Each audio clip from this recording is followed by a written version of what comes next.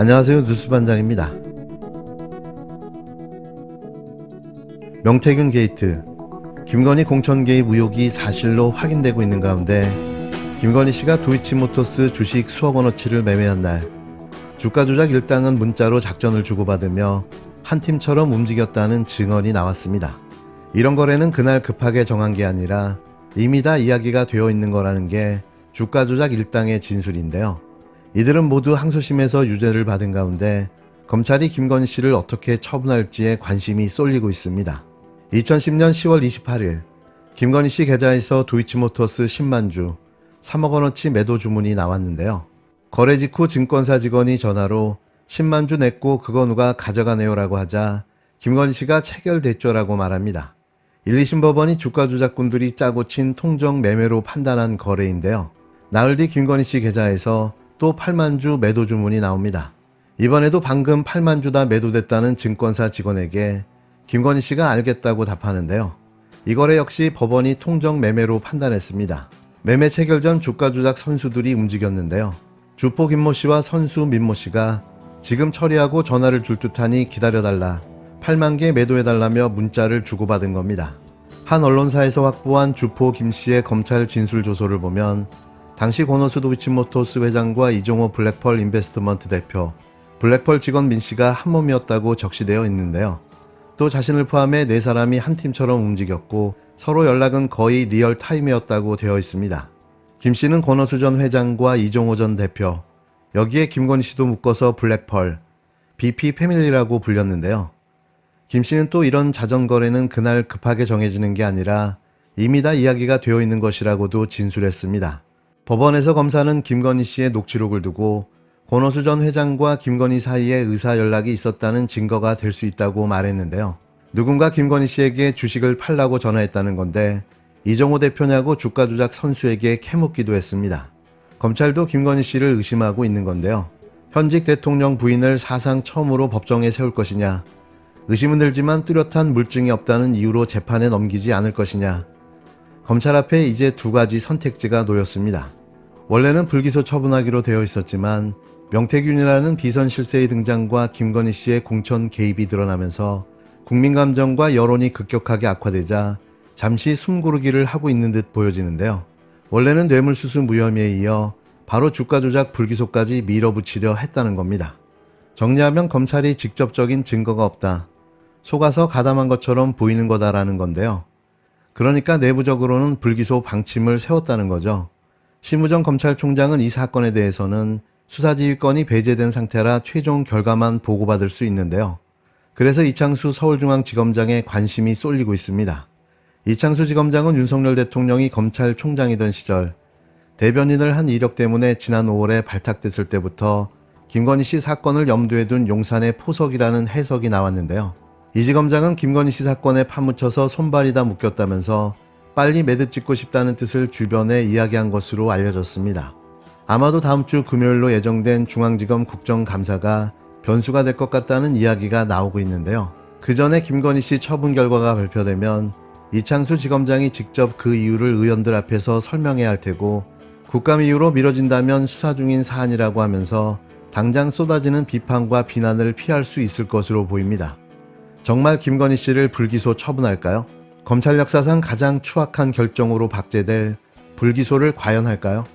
이런다고 김건희 씨 사건이 끝나는 건 아니죠. 반드시 다시 수사가 될 겁니다. 반드시 말이죠.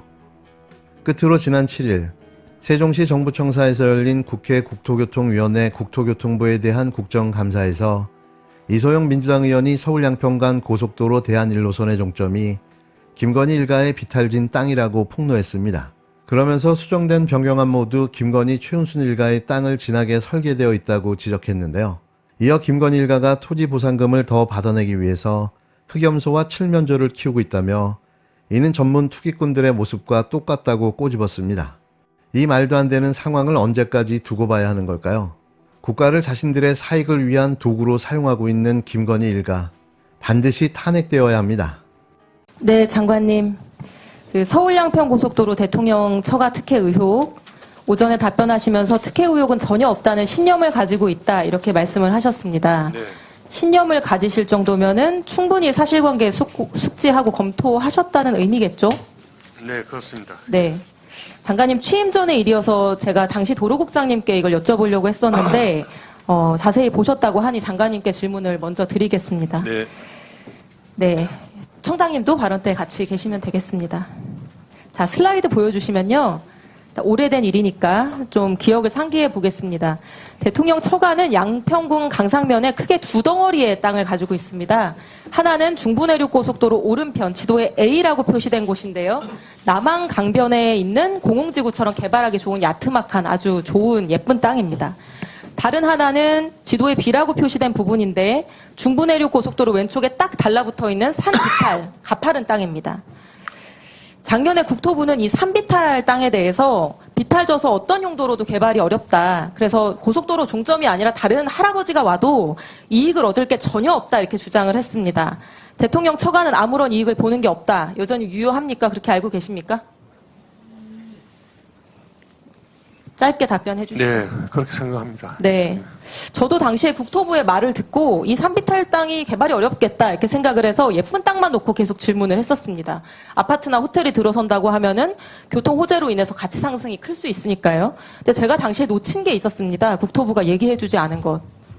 바로 이 고속도로 종점이 한 번 변경된 것이 아니라 두 번 변경됐다는 점이었습니다. 슬라이드 보여주시면 용역사는 용역을 수주하자마자 곧장 변경 노선을 그리는데 준비 파일 8가지 버전에서부터 착수보고의 보고자료까지 모두 종점은 남양평 IC에 붙이는 걸로 되어 있었습니다. 장관님, 최종 공개된 대안노선 종점이 남양평 IC 아니죠? 네, 아닌 걸로 알고 있습니다. 네, 보여주시죠, 슬라이드. 근데 착수보고 28일 후에 갑자기 종점이 한 번 더 바뀝니다. 남양평 IC보다 한 1.3km 위에 있는 새로운 지점입니다. 대안 1이라고 되어 있는 파란색 노선인데요. 이게 최종적으로 발표된 대안입니다. 이 대안의 종점 부분 확대해서 보겠습니다. 다음 슬라이드. 종점의 램프 부분이 정확하게 대통령 처가 소유의 산비탈 땅과 겹치게 되어 있습니다. 갑자기 IC에 직접 붙이는 안이 폐기되고 대통령 처가 땅에 마치 자를 대고 이은 것처럼 정확히 자로 잰 듯이 연결이 됩니다. 장관님, 이렇게 되면 대통령 처가는 토지 보상을 받게 되는 건가요? 뭐 노선 내용에 따라서는 그럴 가능성이 있을 것 같습니다. 이 사실 알고 계셨습니까? 오늘 처음 합니다. 예. 이런 것도 검토를 안 해보시고 신념까지 말씀하신 거예요? 그러면 이 산비탈 땅에 고속도로 할아버지 생겨도 대통령 처가는 전혀 이익 볼 게 없다 이렇게 얘기했던 국토부 답변은 거짓말인 거죠? 저 이번에 알았습니다. 이게 제가 속은 거라는 거를. 청장님, 이거 거짓말이었죠? 서울지방국토관리청장입니다. 답변 드리겠습니다. 저기에 그 JCT에 붙는 땅은 짧게 얘기해 주시죠. 저 땅은 실질적으로 이제 일부 편입되는 부분에 대해서 보상이 될 수 있는데 그 당시에는 제가 알기로는 이게 누구 땅인지 이런 부분들은 전혀 알지 못했습니다. 그러니까 이 논란이 됐을 때 이 얘기는 한마디도 안 하셨습니다. 자, 청장님. 고속도로랑 겹치는 토지뿐만 아니라 붙어있는 나머지 땅도 같이 수용해달라고 할 수 있죠. 토지보상법에 따라서. 맞습니까? yes or no로 짧게. 붙어있는 모든 땅을 할 수는 없는 거고요. 일부 청장님, 좀 이따 길게 얘기하시고요. 이게, 설마, 대통령 장모랑 천안 되시는 분들 이런 토지 보상금까지 노리고 움직였을까 이렇게 의구심이 드실 수 있을 거라고 생각을 합니다. 제 합리적 정황을 알려드리겠습니다. 다음 슬라이드. 이 사진은 작년 7월 특혜 의혹 당시에 처가 소유 산비탈 땅에서 키우고 있던 흑염소와 칠면조입니다. 당시 뉴스에도 나온 사진입니다. 윤석열 대통령의 장모와 처남이 축산업에 종사하시는 분도 아니고 흑염소 건강원 하시는 분들도 아닌데 왜 여기서 흑염소랑 칠면조 키우고 있었을까요, 장관님? 혹시 아시나요? 아는 바 없습니다. 힌트. 이분들이 전문적인 부동산 개발업자입니다. 이런 토지 보상 같은 거는 누룽지까지 박박 긁는 기술이 있는 분들이에요. 보상받을 토지에 가축을 키우고 있으면 추가 보상을 받게 되죠. 토지보상법 시행규칙에 따라서. 그렇지 않습니까? 제가 이게 합리적인 의심이라고 얘기하는 이유는요. 다른 사람이 아니라 김건희 여사 가족분들은 능히 이렇게 하실 수 있는 능력과 의지가 있는 분들이기 때문입니다. 전 국민이 다 알고 있듯이 양평 공공지구 개발 부담금 줄여보려고 지금 재판받고 계신 분들이고요. 중부내륙고속도로 보상을 받을 때 이것보다 더한 필지 분할을 하고 용도 변경을 해서 보상금을 최대로 받아내신 분들입니다. 제가 보기에는 흑염소랑 칠면조 키워서 종전 가장 유리한 지점으로 바꾸고 종전 변경 기대하게 된 때부터 이렇게 해서 보상금 맥시멈으로 챙기려고 했던 것 같은데 장관님 생각 어떠세요? 그 생각을 제가 알 수가 없으니까 그 질문에 대해서는 답변을 드릴 수가 없고요. 제가 아까 장관으로서 현황도 파악하고 현장도 가보고 또 여러 그 기록도 보고 해서 저는 그런 특혜나 의혹이 없었다는 데 대해서 확신한다고 말씀드린 것은 저희 직원들로부터 보고 또 제가 그동안에 경험해온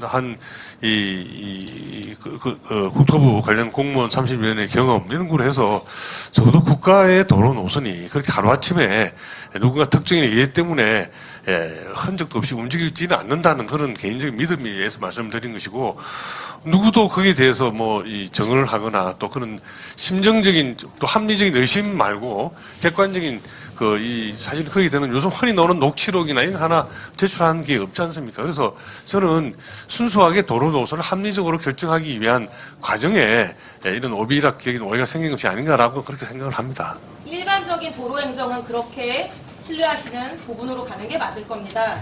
그러나 이 사건 특혜 의혹에 있어서는 너무나 많은 이런 의심 정황이 있기 때문에 이런 의혹이 제기된 것인데 김건희 여사 일가는 한 푼도 이익을 보는 게 없다. 그렇기 때문에 특혜 의혹도 있을 수 없다. 이렇게 주장해온 국토부가 결국 토지보상금을 받는다는 이 사실은 근데 고속도로에 무슨 일부 조금 땅이 아마 저렇게 되면 아마 지형으로 봐서 교각이라든지 뭐 또 절토를 해야 될 테인데요.